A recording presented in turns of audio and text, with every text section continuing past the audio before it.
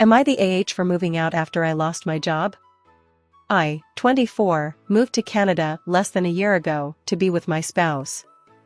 It took 7 months to find work, draining my savings and leaving me teetering on my credit card debt for a few months. The job I got was in a city 2.5 hours away from my partner's home. So I rented a basement room in the city for work and drove back and forth on the weekends. The person I was renting from is a bit odd to me. European, a traveler, a language teacher, eclectic, she's in her 50s and her cat is in his 20s, that part is relevant.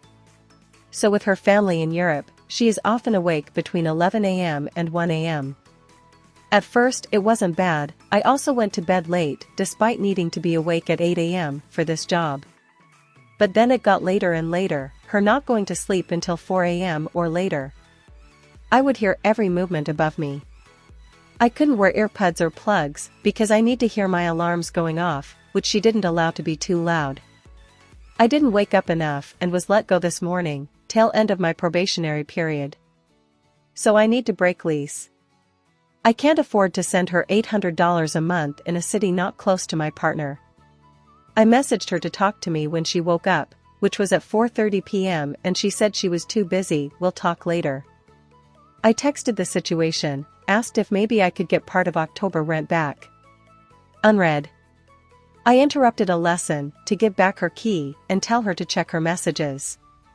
After the lesson, she came to me and started crying, saying that with her upcoming project, 2-month charity trip to Peru October 24th, and her cat's vet bills, tri-weekly food and fluid injections because he won't eat or drink, she can't afford me moving out.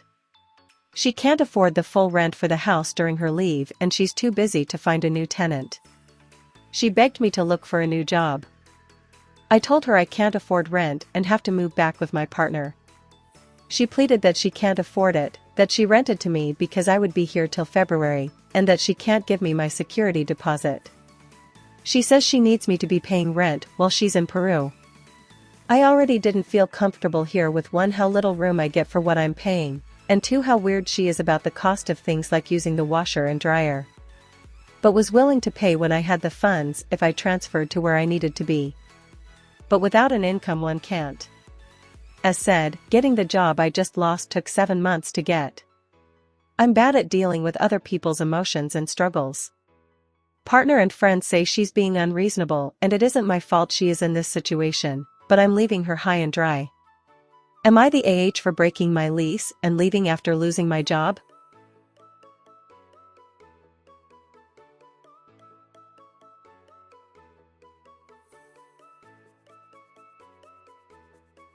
Am I the AH for not checking in on my ex and he nearly died? I, 35F, recently separated from my fiancé, 35M, due to his excessive drinking, but we are still close and regularly see each other. After taking him to the ER overnight, I brought him home and he said he just wanted to chill solo, so I left. I attempted to message him, but didn't hear back.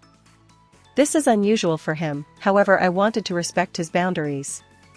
Late that night, 10 p.m., my ex's mom woke me up, calling to ask me to go over there and check on him.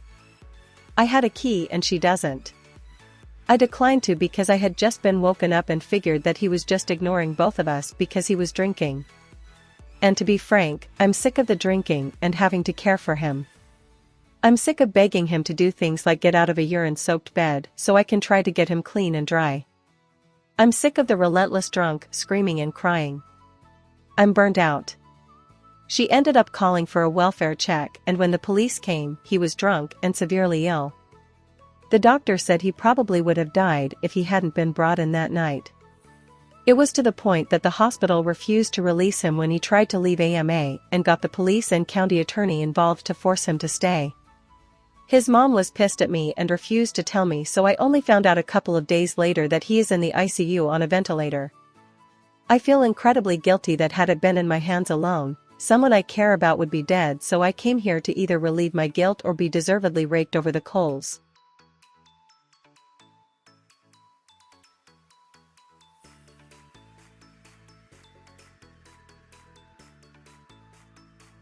Am I the AH for not engaging with my sister during my pregnancy? I, 28F, am now 3 months along in my pregnancy. My husband and I have been trying to conceive for many years. My sister, 30F, had offered be our surrogate if it had come down to it. And I would have paid every cent of that.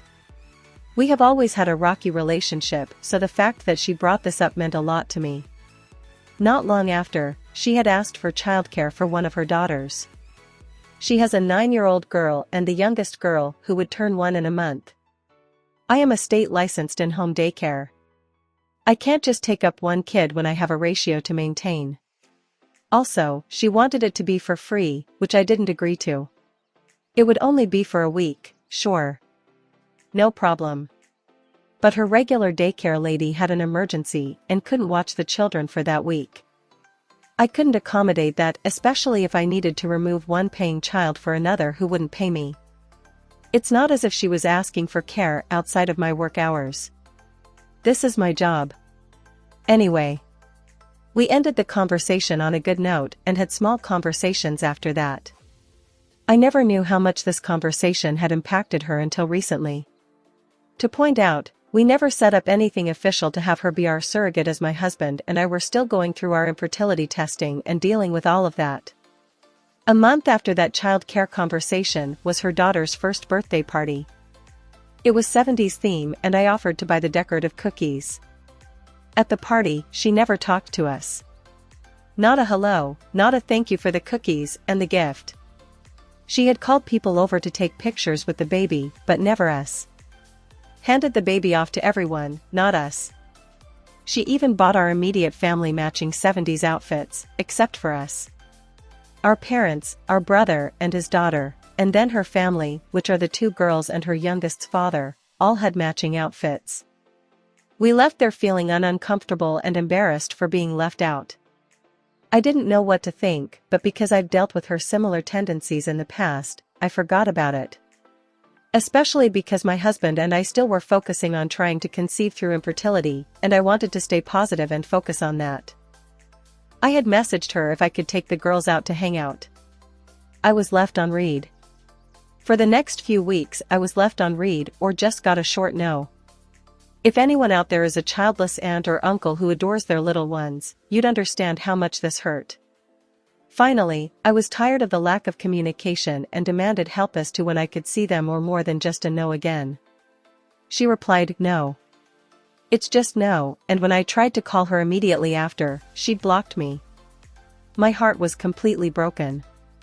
She left me blocked for the next 8 months. I haven't seen her or the girls in person. Until I found out I was pregnant. I was so over the moon. I was so high, no one could touch me. I immediately told everyone. My parents and brother, since she still had me blocked. To my surprise, my sister had come to my door that day with congratulatory balloons. I was so confused since we hadn't talked for 8 months. We barely talked since she'd brought the girls with her and I was playing with them until they left.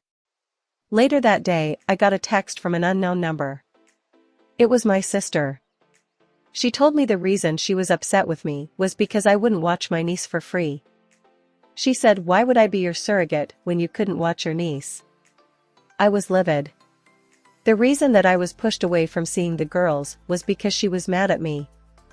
I had seen her use the girls like that before, when our mom made her mad many years ago and she refused to let her see them. And even the eldest from her own father, even though they have a court agreement and he's allowed to see her, I just never thought she'd do that to me. In her text, she explained that she wants to be there for me during my pregnancy. And that she basically couldn't go on without me knowing the reason for why I was upset, even though she had blocked me for 8 months without a reason as to why. I only responded with an I didn't know how much it had meant to you and I'm sorry for that, but I have a busy and a house to run. I literally can't afford to take in children for free. I asked her to understand, but once again, she left me on read. Now that I'm 3 months pregnant, I'm not interested in trying to build a relationship with her or having her involved in the pregnancy. I feel like she put me in my place when she kept the children from me. And after countless times of asking to see them, very emotional right now can't take another rejection if I asked for them now. I'd rather just keep them all at a healthy distance. Am I the AH?